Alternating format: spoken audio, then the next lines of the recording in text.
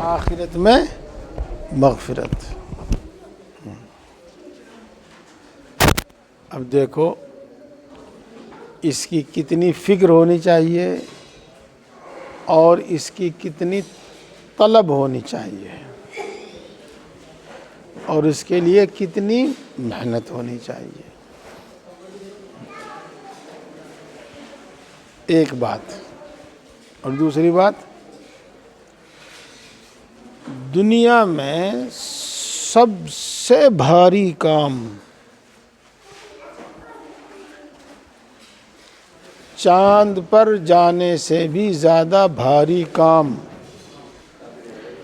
Atom bomb بنانے سے بھی زیادہ بھاری کام، ہوائی جہاز اور ریل گاڑی بنانے سے بھی زیادہ بھاری کام اور دنیا کے کسی بھی کام سے زیادہ بھاری کام وہ ہے اپنی اصلاح۔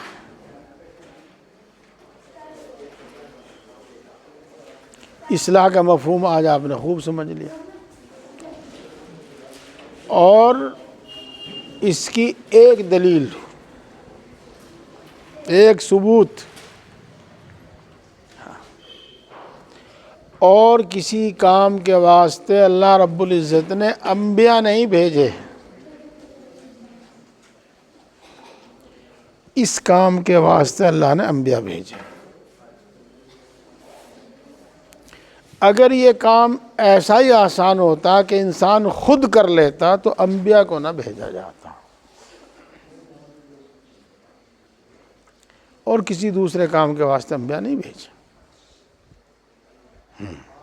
ایک بات۔ دوسری بات، بڑے بڑے جہاں فیل ہوئے ہیں وہ یہیں آ کے فیل ہوئے ہیں۔ جی ہاں،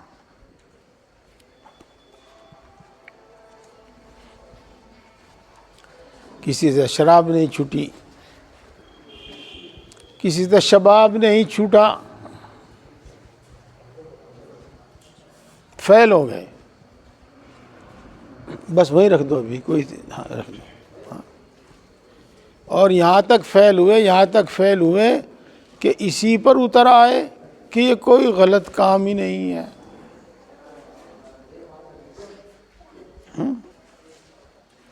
حالانکہ جو شخص کسی دین و مذہب کو بھی نہ مانتا ہو وہ بھی اس بات پر اتفاق کرے گا، اس بات سے اتفاق کرے گا کہ شراب اور شباب یہ تباہی والی چیز ہے، لیکن چھوٹتا نہیں، بھاری کام ہے۔ جی ہاں، اسی طریقے سے اور سارے کام۔ مثال کے طور پر جس سے ہم تقریباً سبھی دو چار ہیں، کیا ہے وہ ہے شادی بیاہ کی رسمیں، کہ تنگ ہیں، ان سے پریشان ہیں لیکن چھوڑتے نہیں۔ اللہ سے رو رو کے دعا کرے کہ اتنا پیسہ دے دے کہ اتنی شاندار شادی کروں میں کہ سب کو گٹا دوں۔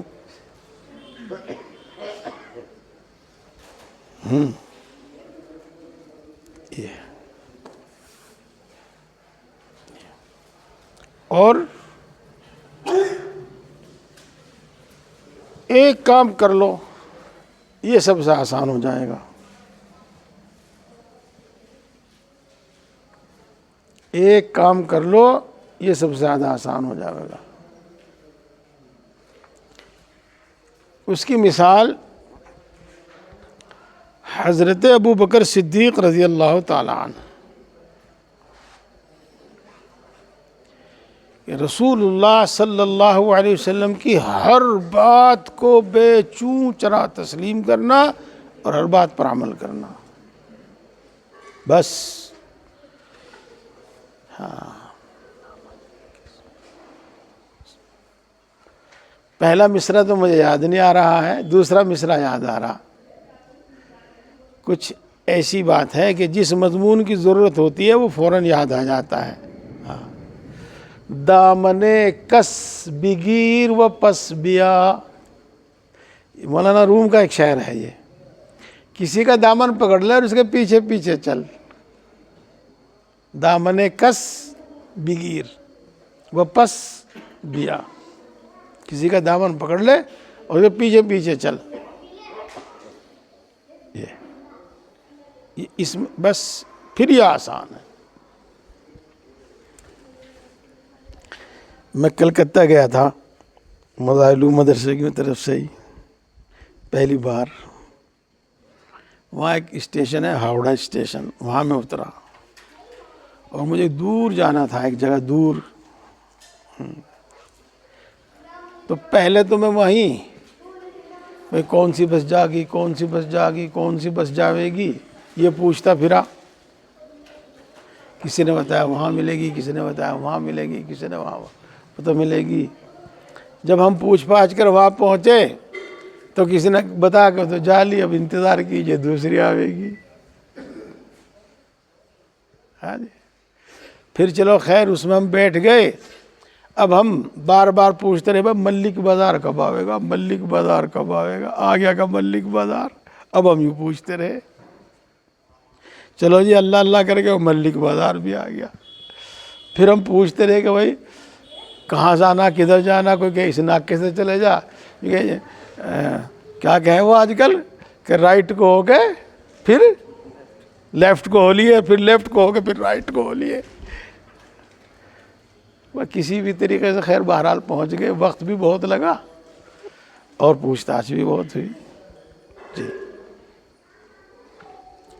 اگلے سال ہم گئے مولوی ارشاد صاحب کے ساتھ۔ مولوی ارشاد صاحب ناظم مالیات تھے ماشاءاللہ، یہاں مدرسے میں ذمہ دار تھے جی ہاں۔ اسٹیشن پہ سے جب ہم ٹرین میں سے جب ہم اترے، اسٹیشن سے باہر آئے، انہوں نے فوراً ایک گاڑی کو ہاتھ دیا، کار کو، اس میں بیٹھے اور فٹافٹ جہاں جانا تھا وہاں پہنچ گئے۔ نہ کسی سے پوچھنا پڑا، نہ ادھر ادھر بھٹکنا پڑا، نہ رائٹ اور لیفٹ ہونا پڑا، پہنچ گئے وہاں پر۔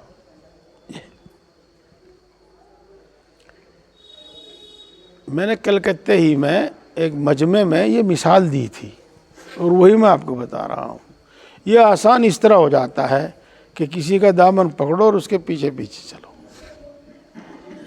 کسی کو ڈرائیور بناؤ، اس کی پچھلی سیٹ پہ بیٹھو اور منزل مقصود پہ پہنچو۔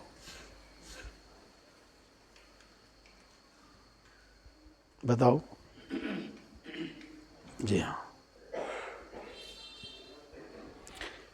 اعتقاد، اعتماد، یہ دو چیزیں پیدا کرو۔ اعتقاد اور اعتماد، اور تیسری چیز انقیاد۔ یہ ہمارے حضرت اقدس تھانوی نور اللہ مرقدہ کی تعبیر ہے، انہی کے الفاظ ہیں۔ انقیاد، اطاعت، بس جو کہا کر لیا، جو کہا کر لیا، جو کہا کر لیا۔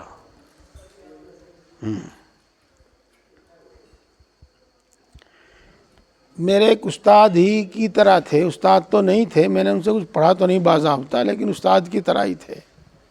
ہاں، بڑے آسان الفاظ میں وہ بات سمجھایا کرتے تھے۔ فرمایا کرتے تھے کہ درس گاہ میں استاد کے سامنے جو طالب علم ہمیشہ چپ بیٹھا رہا ہے، اس کا کان پکڑو اور مدرسے سے باہر کر دو اسے۔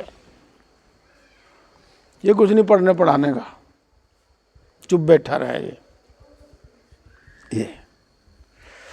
اور خانقاہ میں جو مرید بول لے، اس کا کان پکڑ کے باہر کر دو۔ یہ کچھ نہیں سیکھنے سکھانے کا، کچھ نہیں کرنے کرانے کا۔ حکمت، مصلحت، پوری باتیں یہ ہر وقت سمجھانے کی چیز نہیں ہے۔